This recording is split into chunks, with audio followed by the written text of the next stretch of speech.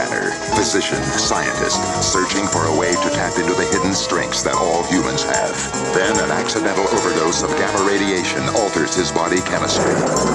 And now when David Banner grows angry or outraged, a startling metamorphosis occurs.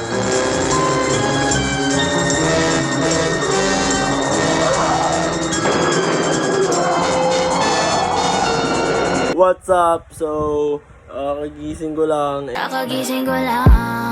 And, chinek ko agad yung Facebook ko kasi may binibid ako na action figure na Incredible Hulk. The creature is wanted. So, ang end ng bidding is 11:59. 11:59 ng gabi. Ngayong gabi. And, ang oras ngayon ay binuksan ko yung laptop ko. Try natin mag-countdown. Sana hindi na mag-bid yung isa. In-stock ko pa yung nagbibid kung may kaya ba or what. Alright, 2 minutes, let's go. So again, ito yung figure na binibid ko. Nagsimula siya sa 700 kaninang April 2. Ay kahapon nung isang araw na April 2, 145. And then, ayun yung mga previous bids. No, lumaban ako ng 800 mula dito 750 ano. Tapos lumaban siya ng 825. Hindi na 900 yun ah. Nag 925 siya.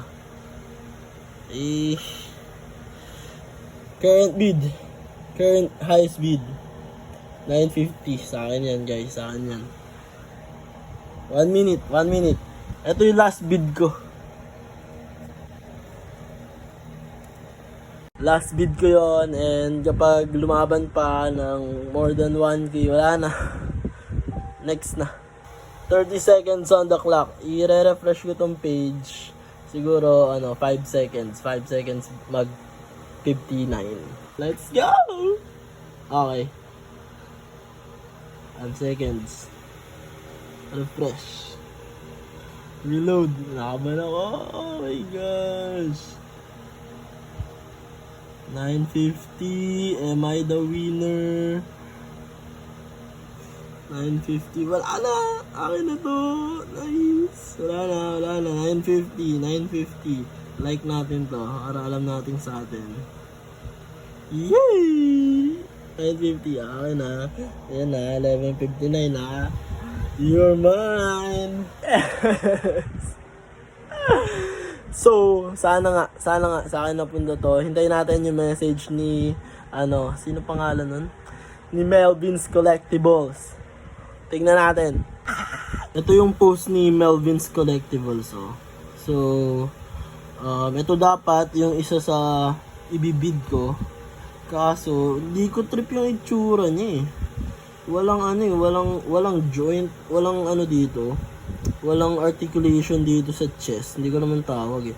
Maganda na meron siyang butterfly, parang meron siyang butterfly joints dyan. Pero hindi naman kailangan maging flexible na Incredible Hulk na ganyan. So, ang hinanap ko is yung meron dito. As in yung kumpleto. Ito okay naman siya. Marami siyang joints. Nahihirapan ako pag sa mouse eh. Dito meron siya, ayan oh. Meron din sa paa. Kompleto eh. Okay din siya. And ganun din. 700 din nagsisimula. Pero upon checking, may issue. Ayan oh, may slight lagkit sa mga parts ng katawan. So, bukod dun sa missing articulation niya sa chest, parang naging factor din sa akin yung malagkit daw na substance. Ayoko ng ganun. And look, as of 12 AM, ang laki ng bid. Siguradong hindi ko makukuha yan. Ito din, isa sa pwedeng i-bid, pero kamukha ni Dwayne Johnson eh. This is nice din, kasi classic Incredible Hulk, pero siguro next time. She-Hulk, okay naman, pero not the best She-Hulk figure out there. Siguro kapag lumabas na, or pag may nakita ako na She-Hulk version ng yung nasa Disney Plus na. So dito ako napalagay kasi look, maayos yung kulay niya, maganda. Ganda nung pagkaka-green niya, and the articulation, meron sa mga daliri, meron sa sa wrist mismo, meron dun sa sa joint sa wrist tsaka sa hand. Ayan meron din dito sa sa elbow, sa biceps niya, dito sa sa ball and socket dito. Meron din sa chest. Yun yung yun yung hanap ko na joint or na articulation. Sa legs, ayan, meron din. So okay siya, and then I believe I believe isa siya sa rare na ngayon. I'm not sure kung gaano ka rare, pero for me isa na siya sa rare na Incredible Hulk action figure. Satisfied naman ako, no? Sana i-message na ako nung owner para at least mapanatag na tayo. Nasa atin to. A few moments later. Ayan, nag-message na. 1 minute ago. Boom! Yours na daw. Yours na. Melvin's Collectibles. Yours. Heart natin yan. Hey, hintayin na natin message ni Melvin's Collectibles and like na rin natin yung page niya. Hey, tagal. April 9. Dumating na.